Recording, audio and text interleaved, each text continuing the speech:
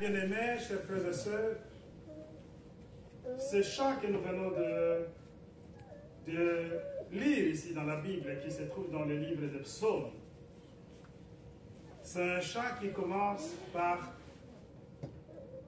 la détresse, les angoisses, les tempêtes. Et lorsqu'on peut lire tout au début, on verra que Dieu est venu intervenir à son peuple pour les délivrer. Mais la toute première délivrance était venue justement lorsqu'ils étaient en Égypte. Ils souffraient du joug du Pharaon. Ils étaient des esclaves.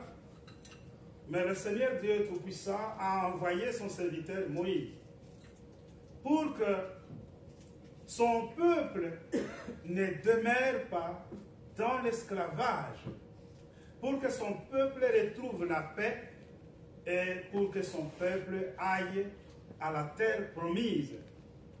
Dieu n'est pas un fils d'un homme pour se repentir. Je reviens encore une fois de plus sur ces mots-là, parce que Dieu avait déjà promis la terre promise, excusez-moi la tautologie, à son peuple.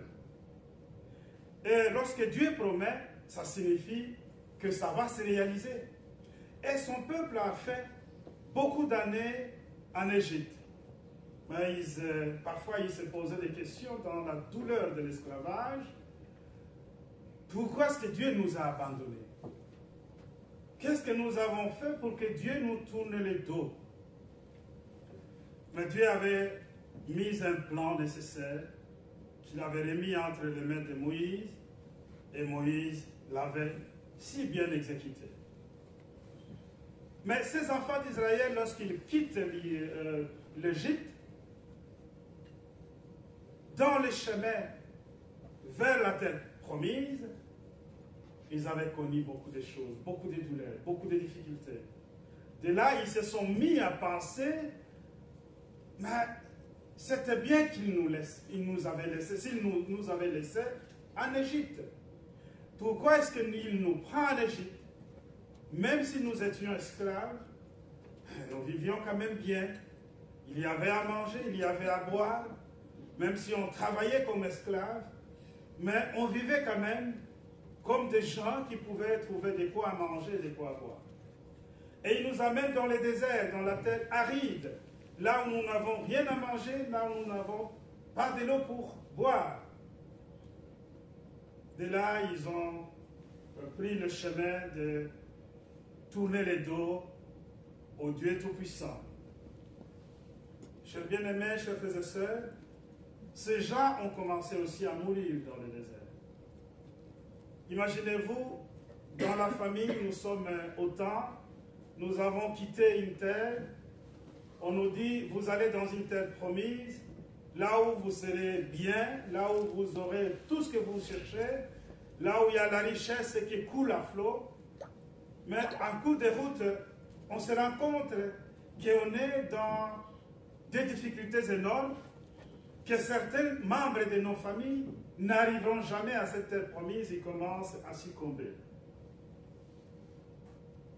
Ils ont eu à penser, ils ont commencé à tourner les dos au Seigneur, Dieu Tout-Puissant. Ils ont commencé à menacer Moïse. Mais Dieu, lui, il leur promet une chose. Il leur dit, je vous ai promis et je réaliserai ma promesse.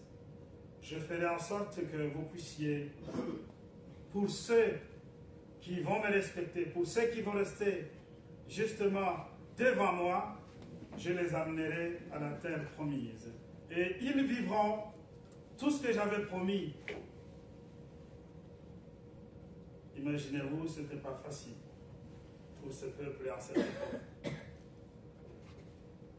Mais ici, le psalmiste, il dit, louez l'Éternel, car il est bon, car sa miséricorde dure à toujours. Il est bon et sa miséricorde dure à toujours. Dans cette perspective de cette parole, nous voyons la bonté de Dieu qui se manifeste à travers les hommes. Nous voyons sa miséricorde, sa grâce, son amour, cette envie d'aider sa population, son peuple. Et on dit, ça dure pour toujours.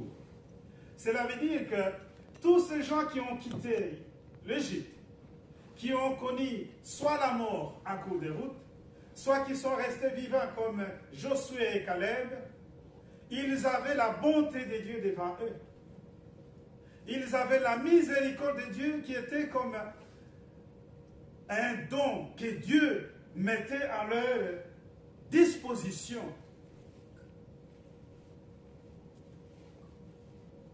Pourquoi est-ce qu'on nous parle de cette parole aujourd'hui? Alors que c'est un service divin en faveur de défunts.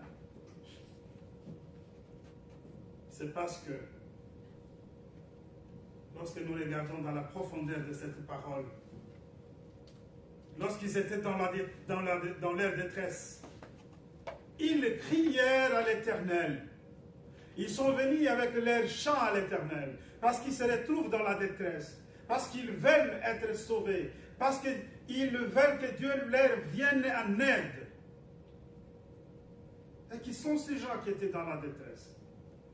Ce n'était pas tout simplement ceux qui étaient vivants, mais aussi ceux qui se trouvaient dans l'ombre de ténèbres et de la mort. Chers bien-aimés, chers frères et sœurs, lorsque nous nous situons dans une position difficile, nous nous sentons délaissés, nous sommes angoissés, nous cherchons une aide coûte que coûte, et parfois nous oublions que l'aide importante ne peut venir que de Dieu. Nous pouvons aller chercher l'aide à notre famille, aux amis, aux collègues parfois aussi, au travail.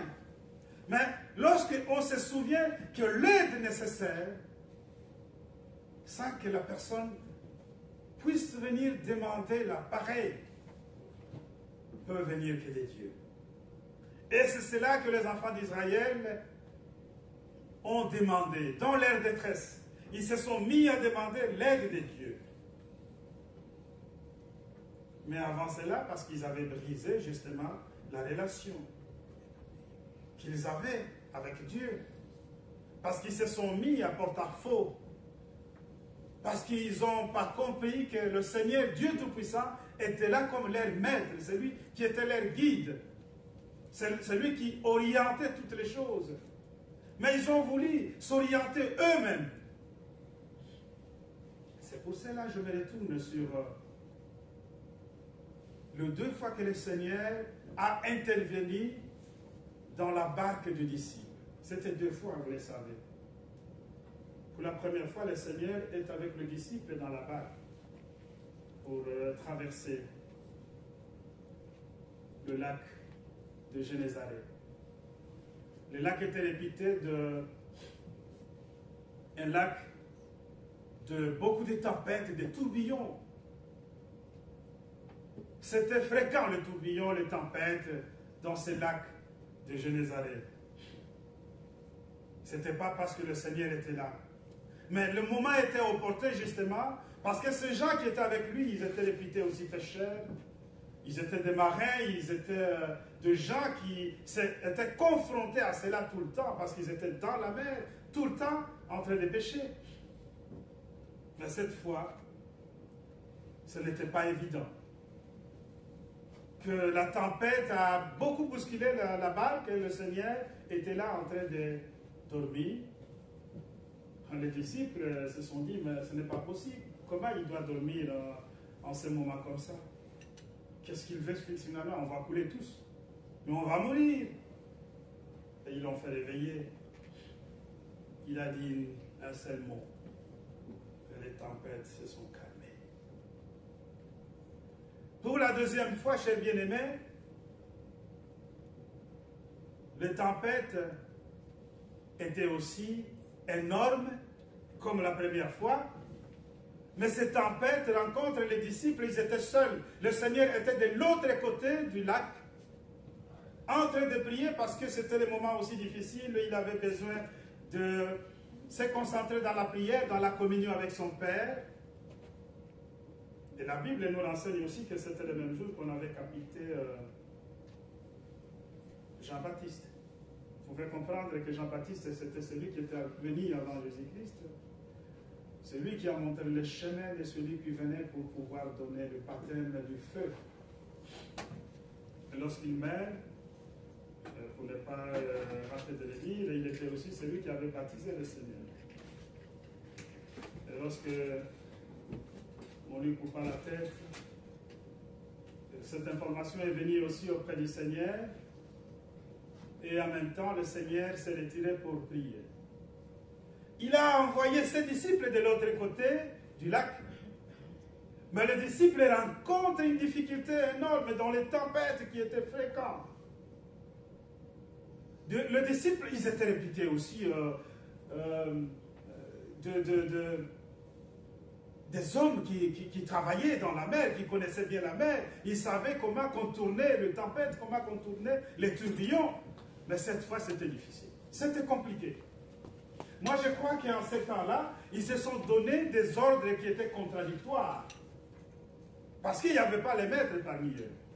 Ils n'étaient que des collègues disciples, ils étaient dans la barque. Et du coup, il n'y avait pas de solution, chacun parlait de sa façon. Et cette contradiction a amené une confusion totale parmi eux. Et en même temps, qu'est-ce qu'ils voient? Ils voient le Seigneur qui est en train de marcher sur l'eau. Ah ouais! Nous ici, en train de lutter avec la barque qui veut se renverser, mais voici le Seigneur. Il est en train de marcher sur l'eau. Comment c'est possible? Cet homme marche sur l'eau. Et ils ont demandé l'aide du Seigneur. Et le Seigneur a demandé à Pierre de venir auprès de lui. Et vous le savez, vous connaissez l'histoire, que Pierre, le premier pas, le deuxième pas était bon, mais le troisième, il a commencé à submerger dans l'eau. À cause, peut-être, de son ego, ou de son orgueil, ou peut-être de dire, mais comment c'est possible, je peux marcher comme ça, comme lui. Mais rassurez-vous, il n'était pas mort. Le Seigneur l'avait aidé pour qu'il retourne dans la barque. Toutes ces tempêtes nous renseignent aussi quelque chose, parce que nous avons lu ici de tempêtes. Ces tempêtes nous renseignent que dans la vie sur cette terre, nous pouvons traverser des tempêtes énormes. Nous pouvons parfois avoir des idées contradictoires parmi nous à travers des tempêtes qui viennent nous bousculer. Mais nous devons penser à celui qui arrête les tempêtes, à celui qui donne l'assurance, à celui qui dit à bas les tempêtes, maintenant vous avez la paix, vous avez la joie, vous avez la tranquillité, et vous pouvez croire au royaume de Dieu. Il n'a pas tout simplement arrêté les tempêtes, mais il les a amenés à comprendre qu'après les tempêtes, c'est le beau temps. Et le beau temps, c'est préparer justement les âmes pour le royaume de Dieu. Ces gens qui se trouvent dans le monde de l'au-delà, ces gens qui sont allés dans des conditions parfois effroyables. Aujourd'hui, nous sommes en train d'écouter les infos dans toutes nos radios, nos télévisions. Vous connaissez le monde qui est en train de bousculer, les guerres qui sont partout, qu'on est en train de tuer des gens innocents. Vous croyez que ces gens-là, lorsqu'ils meurent, lorsqu'ils vont là-bas, ils sont vraiment dans la joie de pouvoir partir dans ce monde? Ils sont partis dans des conditions qui ne sont pas vraiment bien. Mais le Seigneur rassure. Le Seigneur, il dit dans leur détresse, ils crièrent à l'Éternel et il délivra de leurs angoisses. Dans nos détresses, nous, le vivant, nous crions aussi au Seigneur. Dans nos détresses, nous nous approchons de Dieu, de l'autel de grâce. Dans nos détresses, dans nos angoisses, nous venons auprès du Seigneur pour lui demander son aide, pour qu'il nous accompagne. Tous nous traversons des moments difficiles. Nous traversons des détresses, des angoisses, des tempêtes. Tous, personne ne peut dire, moi je vis bien, chez moi il n'y a rien qui arrive, je n'ai jamais connu la maladie, je n'ai jamais connu la mort dans la famille, je n'ai jamais connu quoi que ce soit, je suis comme ça et je n'ai pas besoin d'aller chercher le Seigneur. C'est faux. C'est faux. Hier, en lisant la Bible, j'ai même vu que Jacques avait une situation difficile finalement. On parle toujours de Paul qui avait une écharpe, mais Jacques était venu devant le Seigneur pour lui dire, Seigneur, tu m'envoies dans la rue faire le miracle à ces gens-là. Est-ce que je suis capable de le faire? Jésus lui dit, mais tu en es capable. Oui, tu peux le faire. Il dit, mais si je peux le faire, c'est parce que je crois. Mais moi aussi. Mais tu dois me sauver de ma maladie. Pourquoi tu ne me sauves pas? Et le Seigneur lui dit, Jacques, je ne te sauve pas de ta maladie. Je ne guéris pas de ta maladie. Ce n'est pas sauver. Il dit, je ne te guéris pas de ta maladie parce que toi, tu crois à moi. Et ceux-là que toi, tu vas sauver dans la rue, ils n'ont jamais cru à moi. Peut-être qu'ils vont croire à travers le miracle de la guérison. Je me dis, Jacques s'ajoute dans la liste de Paul. Et Jésus lui rappelle que ta maladie, je ne la sauve pas. Parce que toi, tu crois en moi. Et toi, tu sais que le royaume de Dieu, c'est quelque chose de possible. C'est quelque chose de vrai. Parce que tu es avec moi. Parce que tu as compris tout cela. Est-ce que tu as besoin que je fasse des miracles pour que tu comprennes qu'il y a un royaume de Dieu que tu dois préparer toi-même aussi? Chers bien-aimés, parfois lorsque nous traversons des moments difficiles, c'est parce que le Seigneur le sait. Mais il le sait aussi, c'est parce que nous savons que le royaume de Dieu est plus que toutes ces choses qui nous tracassent sur cette terre. Il lui a rappelé la parole de Job. Le Seigneur lui a rappelé à Jacques la parole de Job. C'est le Seigneur qui a donné, c'est le Seigneur qui a repris. Que le nom du Seigneur soit glorifié. Vous pouvez répéter avec moi? C'est le Seigneur qui a donné. C'est le Seigneur qui a donné. C'est le Seigneur qui a repris. Que le nom du Seigneur soit glorifié. Qui d'entre nous peut changer cette cour des choses? Si ce n'est le Seigneur qui donne les orientations nécessaires et claires à ses disciples, qui leur dit la vie éternelle, que vous reconnaissiez le Seigneur Dieu Tout-Puissant et que vous me reconnaissiez moi aussi, parce qu'il m'a envoyé auprès de vous. Et la vie éternelle, en aucun cas, n'a été l'image de la richesse du monde, l'image de tout ce que nous amassons, l'image de tous nos biens, l'image de notre santé, l'image de notre vie de couple. Ça n'a jamais été ça. Ça, ce sont des dons, ce sont des bénédictions que le Seigneur Dieu nous donne.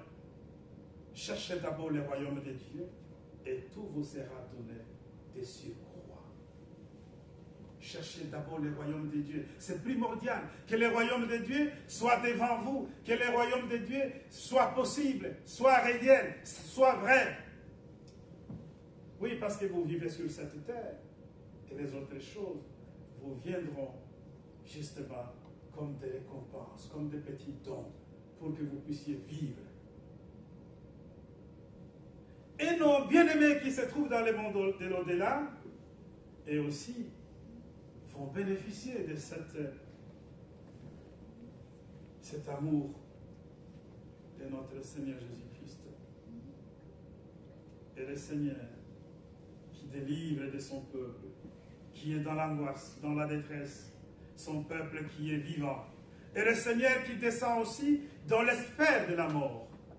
La fois passée, je crois que j'avais parlé de ce chapitre, mais je n'avais pas donné un bon verset. Je m'en excuse. Lorsque le Seigneur est descendu dans les sphères de la mort, il a rencontré les esprits emprisonnés, il a prêché à ces esprits emprisonnés, ils ont eu la grâce de Dieu. C'était dans 1 Pierre chapitre 3, le verset c'est 18 à 21. Ce n'est pas le verset 4 comme j'avais dit la fois passée. Je crois que vous n'allez pas m'en tenir rigueur. Ça va? Alors, 1 Pierre chapitre 3 verset 18. Excusez-moi. Christ a aussi souffert une fois pour le péché, lui juste pour les injustes, afin de nous amener à Dieu. Il a été mis à mort quant à la chair et rendu vivant quant à l'esprit, dans lequel aussi il est allé prêcher aux esprits en prison, puis autrefois avait été incrédule lorsque la patience de Dieu se prolongeait au jour de Noé, pendant la construction de l'arche dans laquelle un petit nombre de personnes, c'est-à-dire 8, furent sauvées à travers l'eau. Cette eau était une figure de baptême qui n'est pas la purification des souillures de corps, mais l'engagement d'une bonne conscience envers Dieu et qui maintenant vous sauve, vous aussi par la résurrection de Jésus-Christ. Il leur a prêché, ces esprits en prison. Ils ont connu la grâce du Seigneur. On nous rappelle ici que cette eau fut aussi symbole du baptême. Nous recevons le baptême ici d'eau pour que nous puissions nous laver des péchés originels. Mais aussi la grâce de Dieu doit poursuivre chaque âme qui se prépare pour ce royaume de Dieu, parce que ces âmes ont reçu justement le sacrement. Aujourd'hui, nous avons les âmes qui sont venues du monde de l'au-delà, et aussi sont venues dans la grâce du Seigneur, et aussi sont devant l'autel de grâce du Seigneur pour écouter la parole du Seigneur. Mais eux aussi ont besoin de sacrements pour le royaume de Dieu. Dans le livre d'Apocalypse, on nous dit, le Seigneur reconnaîtra le sien à travers le signe qui se trouve sur leur front. Ce signe, c'est le signe du feu, du Saint-Esprit que tous nous avons reçu à travers l'imposition de main de notre apôtre. Il y avait dans l'ancien temps les Corinthiens qui se bousculaient, qui se posaient beaucoup de questions. Pourquoi est-ce que nous avons ici des choses qu'on nous dise qu'il faut être baptisé pour les gens qui sont déjà morts? Comment c'est possible, ces gens-là qui sont morts, nous pouvons avoir le baptême? Chers bien-aimés, l'apôtre Paul, il a répondu aux Corinthiens dans son chapitre 15, le premier, au verset 29.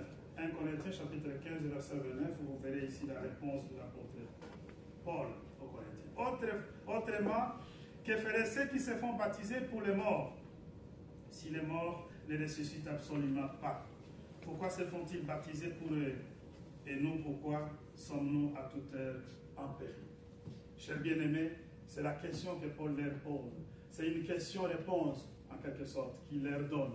Qu'il y a des gens qui se font baptiser dans le milieu des apôtres au nom de ceux qui sont déjà partis dans le monde de l'au-delà. Si on le fait parce que les apôtres ont reçu une mission de le faire, s'ils le font, c'est parce qu'on a besoin de sauver aussi. Comme le Seigneur nous a ordonné, il a donné les clés de séjour des morts entre les mains des apôtres pour que les apôtres aillent aussi sauver tous ces gens-là qui ont besoin d'être sauvés. Que les angoisses, que les tempêtes, que les turbulences de ce monde ne nous mettent pas en péril devant la parole de Dieu. Nous devons venir auprès de lui et que nous devons lui remercier. Nos cris à travers nos prières suscitent justement l'attention à notre Dieu Tout-Puissant pour qu'il nous vienne en aide, non seulement à nous, mais il vient aussi en aide à tous ceux-là qui se trouvent dans le monde de l'au-delà. Chers bien-aimés, chers frères et sœurs, je voudrais ici réitérer justement cet engagement que nous avons pris dans l'Église du Seigneur, cette mission qui est aussi la nôtre de participer. Le Seigneur pouvait le faire tout seul, il en est capable de le faire comme il l'a fait dans son temps, mais il nous a demandé, nous, à participer à travers nos intercessions. L'intercession, c'est pour les autres, l'intercession pour les vivants, l'intercession, c'est aussi pour les morts. Que Dieu vous bénisse, que Dieu vous donne encore la force de continuer à le faire, et que tout ce que vous ferez dans l'œuvre de Dieu soit écrit dans le livre de vie et dans le livre de l'agneau. Amen. Amen.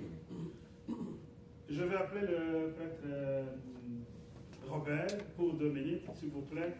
Faites un peu, regardez un peu l'air parce qu'on a l'envoi des armes pour l'hôtel des grâces de l'apôtre des patriarches. On doit faire quand même des choses un peu au moment opportun. Et la chorale peut nous donner une chance.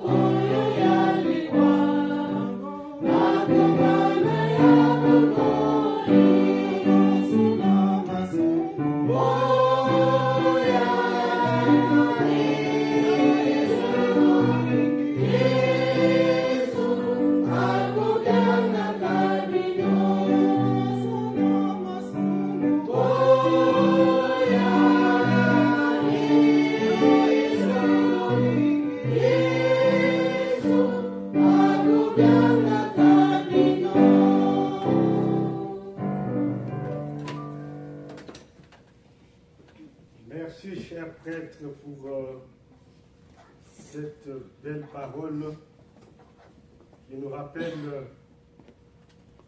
combien il est très important de mettre tous les espoirs à la faveur de Dieu, Dieu Tout-Puissant, qui nous aime tant et qui est toujours prêt à répondre à nos cris de détresse. Merci la chorale. La chanson, on le chante en lingala, nous dit nous devons être prêts parce que le Christ nous appelle. En lisant des psaumes, hier soir quand je lisais le psaume 107, je l'ai lu du début un peu jusqu'à la fin, j'ai compris que ce psaume a comme thème central la délivrance du bon Dieu à ceux et celles qui crient détresse. Et cette délivrance est tout simplement l'expression de sa bonté, de sa grande bonté, de son amour qu'on a cessé de parler ici. Et en lisant, je suis allé un peu plus loin dans la réflexion, qui est toute cette bonté et cet amour de Dieu à travers les délivrances s'est au fait manifesté en 4 temps. Vous avez le temps où les enfants d'Israël se sont retrouvés en Égypte. Et pour y arriver, ils avaient crié détresse à Dieu, et Dieu les avait aidés. Et arrivés en Égypte en captivité, vous savez, la vie en captivité n'était pas si facile. La pensée principale de tous ces enfants d'Israël, c'était de pouvoir aller vers la terre promise où coulait le lait et le miel. Et là, pour sortir de cette captivité, ils ont crié leur détresse au bon Dieu. Le bon Dieu les a fait sortir de leur captivité. Et ce n'était pas fini.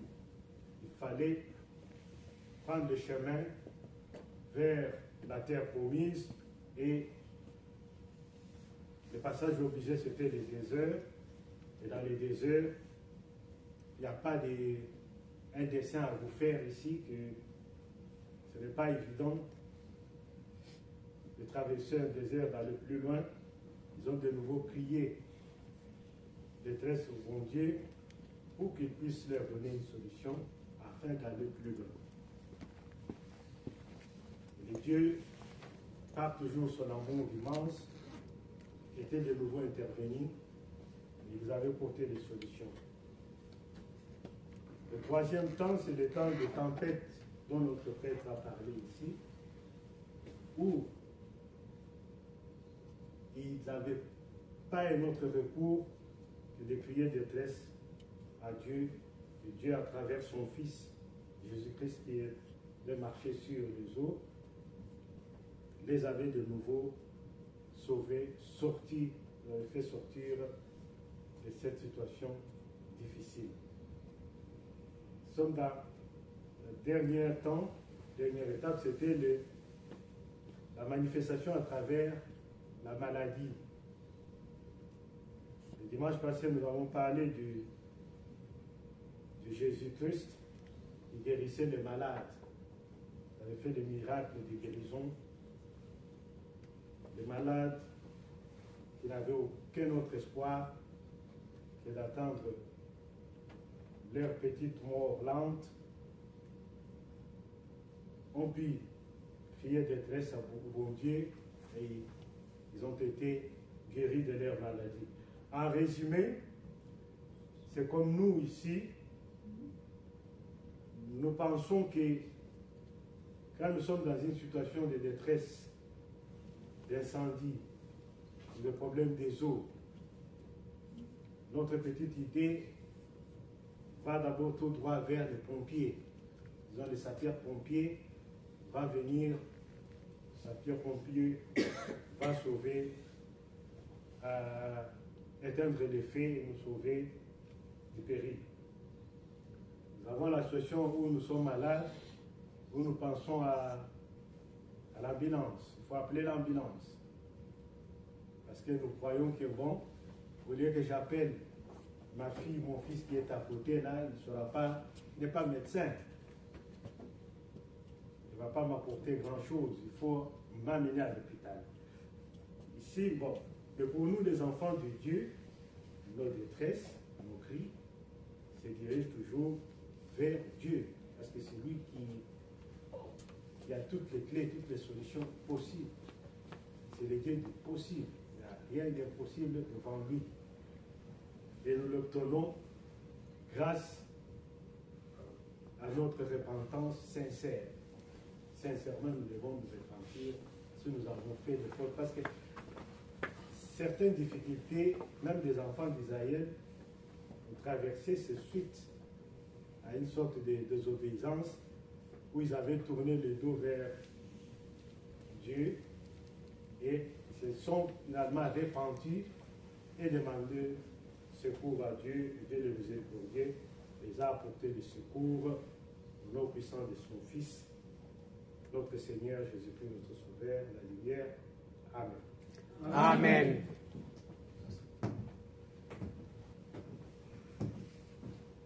C'est vrai, nous voulons nous repentir. La repentance est la chose la plus importante que l'enfant de Dieu doit toujours manifester. On se repent de choses qu'on a faites, de choses qui ne sont pas bonnes. Parfois, on a marché dans les mauvais chemins. Et quand on regarde Dieu, quand on vient devant cette autel de grâce, on a besoin de dire à Dieu, pardonne-moi.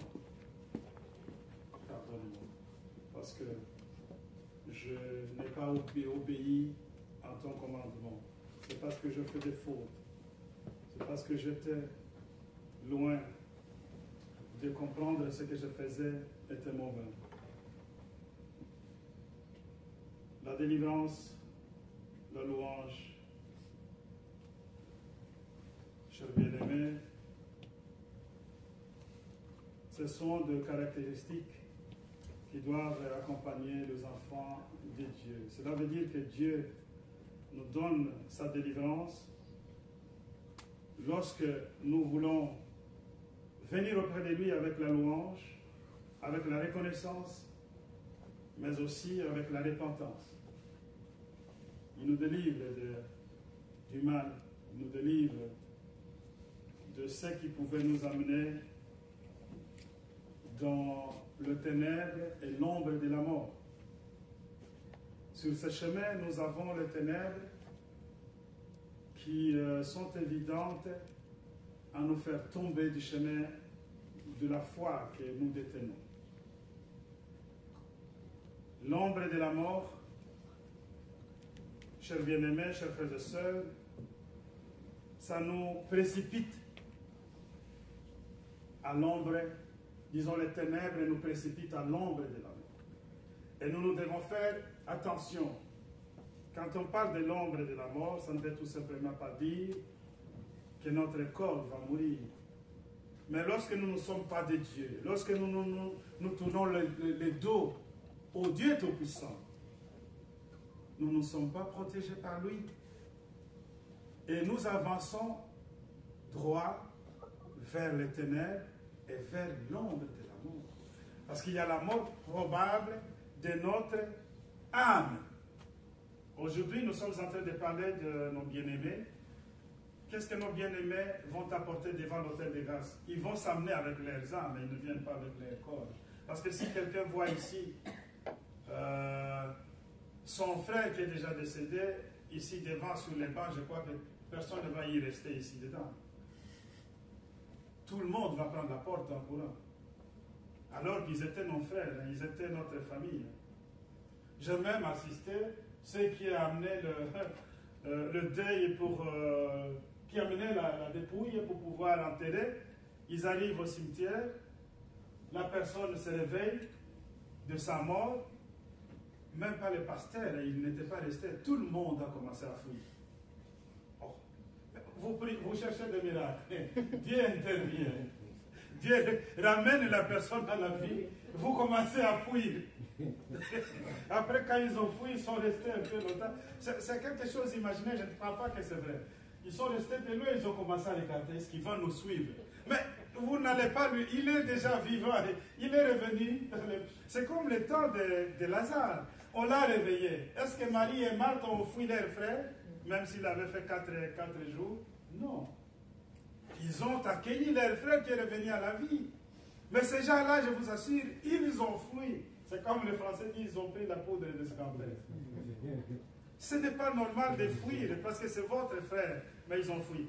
Regardez comment, lorsque la personne vous quitte, même pour quelque temps, même si vous pleurez, même si vous déchirez les habits, même si vous chantez, il y en a qui pleurent en chantant, mais si ce frère-là revient à la vie, du coup, devant toi comme ça, c'est terminé. Tu ne pleures plus, tu commences à fuir. Ça veut dire qu'il devient un danger pour toi. Parce qu'il est allé déjà dans le monde où toi tu n'es jamais parti. Ce qu'il a vu là, toi tu ne sais pas comment ça fonctionne. Et il revient peut-être pour me prendre, pour que nous puissions aller nous deux. C'est comme ça que les gens fuient. Ils ont cette appréhension. Tu vois, ils ont cette idée-là, oh non, non, moi je ne veux pas partir maintenant. Toi, tu es déjà parti, on te plaît, c'est bon, c'est ton tour. Et ce n'est pas mon tour, tu peux aller en paix, va en paix, que Dieu t'accompagne. Ne reviens pas ici. Mais aujourd'hui, nous sommes en train de prier qu'il revienne pour la paix du Seigneur, qu'il revienne prendre le sacrement pour qu'il se prépare pour le grand jour. Et le grand jour, c'est le jour de la résurrection. Où moi je ne rate jamais de dire cette parole, que les morts en Christ ressusciteront en premier lieu. Ce sont eux en premier. Ils ont la priorité. Parce que eux, pourquoi? Parce que eux n'ont pas le corps que nous avons. Le temps que nous, on mettra de... la Bible dit quoi? De se transmuer, voilà. De se transmuer, ça veut dire de changer, de se transformer. Et ils sont déjà transformés depuis longtemps. Ils ne sont que les âmes. Elles ne sont que les âmes. Et ces âmes-là entendront directement la trompette que Dieu enverra. Et directement, ils prendront l'envol. Et nous allons traîner parce que d'aucun aura son manteau avec lui, les autres avec les sapes, les autres en train de faire les défilés des mondes. Il y en a qui seront au travail, en train de travailler, ne savent pas. Il y en a qui seront plongés dans leurs écrans de téléphone, dans les WhatsApp, les TikTok, les YouTube. Tout ce temps-là que vous allez prendre parce que ça viendra en un clin d'œil. Tu déposes le téléphone, tu vas déposer ta tablette, tu vas déposer ton ordinateur, ta veste que tu as mis là avec des cravates comme ça. Tout ça va tomber et ça prend quand même un petit temps. Et entre-temps, les autres là, parce que Dieu a prévu les choses comme ça, ils seront déjà en train de monter à la rencontre du Seigneur. Et ce jour-là, ça sera les jours merveilleux pour tout le monde. Que Dieu bénisse vos âmes pour ces paroles qui sont riches, que vous avez comprises, parce qu'il y en a qui en cherchent. Et il y en a jusqu'aujourd'hui qui ont des doutes sur cette résurrection. Et ils ont des doutes pour la première résurrection, cela veut dire qu'ils ont des doutes pour la résurrection du Seigneur, ils ont des doutes aussi pour l'éternité. Amen. Amen. Nous chantons le cantique 71. B.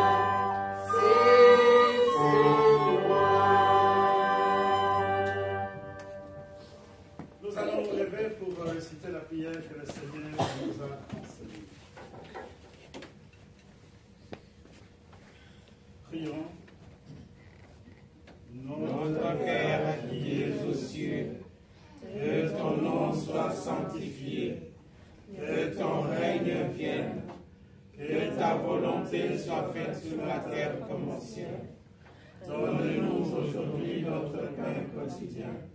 Pardonne-nous nos offenses, comme nous pardonnons à ceux qui nous ont offensés. Ne nous induis pas en tentation, mais délivre-nous du mal. Car c'est à toi qu'appartiennent, dans tous les siècles, le règne, la puissance et la gloire. Amen. Selon la mission que j'ai reçue de l'apôtre et mon mandat, je vous annonce la bonne nouvelle. Au nom de notre Seigneur Jésus-Christ, le Fils du Dieu vivant, vos péchés vous sont pardonnés. La paix du ressuscité soit avec vous. Amen.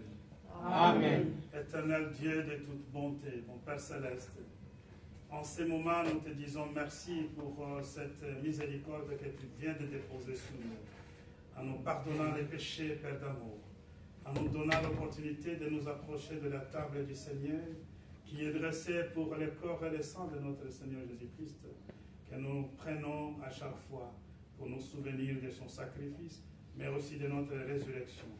En ces moments solennels et importants, en ce service divin en faveur des défunts, nous sommes ensemble avec nos contemporains et avec nos bien-aimés qui sont venus de ce monde et l'au-delà.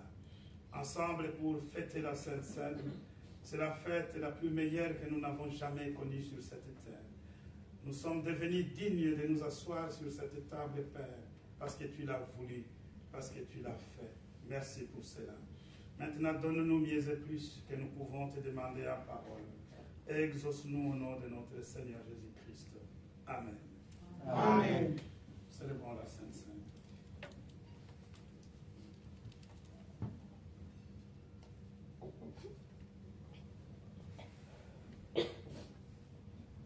Prions. Au nom de Dieu, le Père, le Fils et le Saint-Esprit, je consacre le pain et le vin pour la Sainte Seine et je dépose le sacrifice unique de Jésus-Christ, valable en toute éternité. Car le Seigneur prit du pain et du vin, rendit grâce et dit: ceci est mon corps qui est donné pour vous. Ceci est mon sang, le sang de la nouvelle alliance, qui est répandu pour beaucoup pour le pardon des péchés. Mangez et buvez. Faites ceci en mémoire de moi. Car toutes les fois que vous mangez ce pain et que vous buvez ce vin, vous annoncez la mort du Seigneur jusqu'à ce qu'il revienne. Amen. Amen.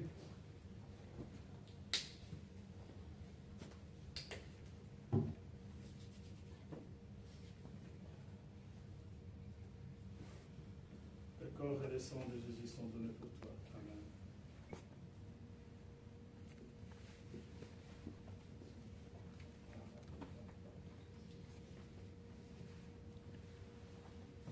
Asseyez-vous s'il vous plaît.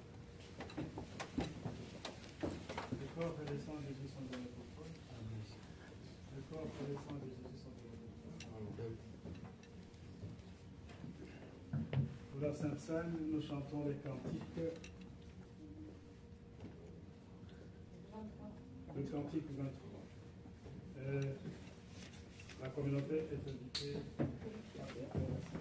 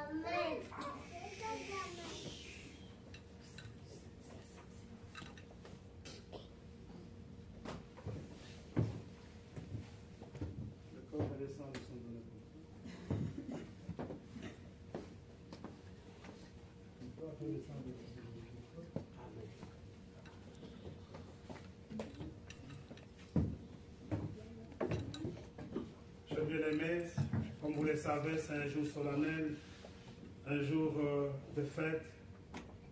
C'est aussi un jour de beaucoup de responsabilités en termes d'un service divin. Que entre nous, nous faisons un service divin, on serait déjà mis debout et on finirait ce service divin avec la prière. Mais pour celui-ci, nous demandons au groupe choral de nous chanter un chant pour que nous puissions nous séparer avec nos bien-aimés qui sont venus aussi de l'autre monde, écouter la parole de Dieu et qui vont cheminer justement vers l'autel apostolique. 331.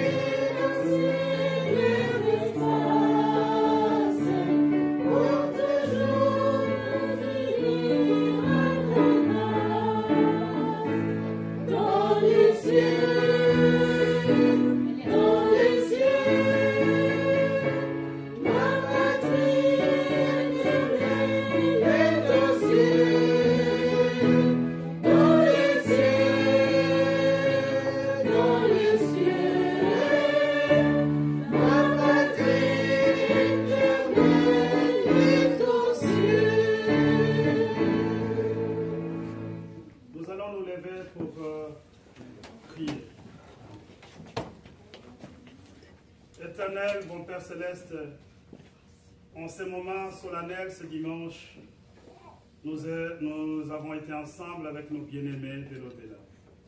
Ici, dans cette communauté, nous croyons que nous avons été assistés aussi à une foule qui est venue de ce monde.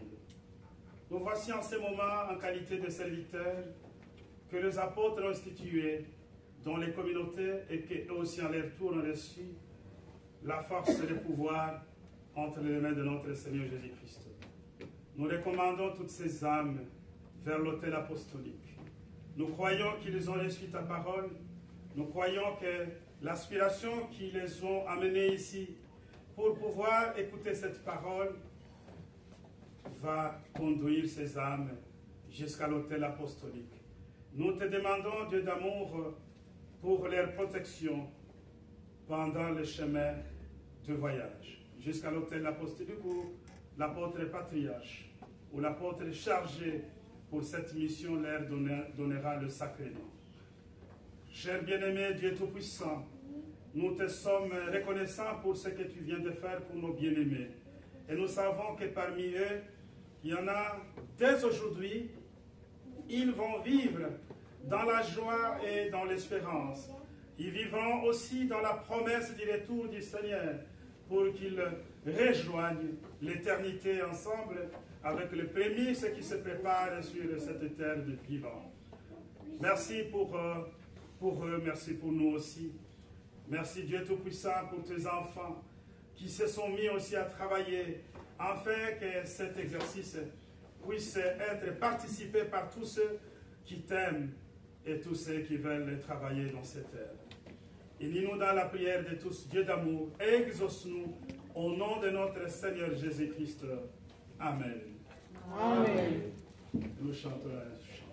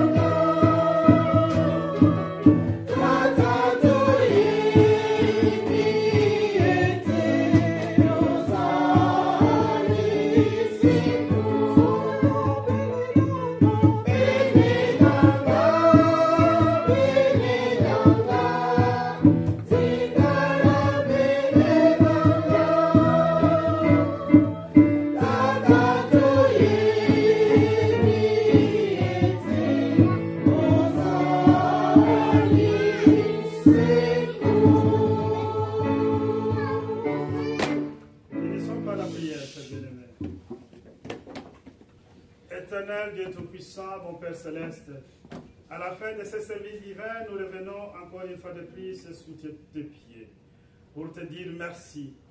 Merci pour la parole. Merci pour le pardon des péchés. Merci pour la Sainte Seine. Merci pour les âmes qui sont venues dans l'au-delà et qui ont participé à ce service divin. Merci aussi pour le voyage qu'ils vont effectuer sous la corde de tes anges, afin qu'ils arrivent devant l'autel des grâces apostoliques où ils recevront le sacrement pour leur vie éternelle. Dieu d'amour, c'est un jour merveilleux. Nous sommes reconnaissants de cela et nous savons que la fête est énorme dans le monde de l'au-delà pour ceux qui se sont mis en route pour le salut. Bénis Dieu d'amour tes enfants, bénis chacun d'entre nous, donne-nous les anges du retour jusqu'à nos domiciles, mais aussi Père, protège-nous pendant notre séjour ici sur cette terre de vivants. Bénis les offrandes que tes enfants ont apportées dans ta maison. Bénis chacun d'entre eux, mais aussi donne-leur l'assurance, l'espérance aussi du jour du Seigneur qui doit rester ancré dans notre foi, afin que nous puissions tous les jours nous souvenir que notre Seigneur prépare une place pour nous tous. Dieu de miséricorde, nous prions pour les malades, nous prions pour ceux qui sont dans les difficultés, qui connaissent les tempêtes énormes. Nous prions que ces tempêtes cessent, que tu interviennes, Père, comme tu l'as toujours fait, que toi-même tu puisses leur donner la paix, parce que ta paix, elle est énorme, elle est bien, et elle est bonne aussi. Donne-nous mieux et plus que nous pouvons te demander à parole, Père, et exauce-nous, au nom de notre Seigneur Jésus-Christ. Amen. Amen. Que la grâce de notre Seigneur Jésus-Christ, l'amour de Dieu le Père, et la communion du Saint-Esprit soient avec vous. Amen.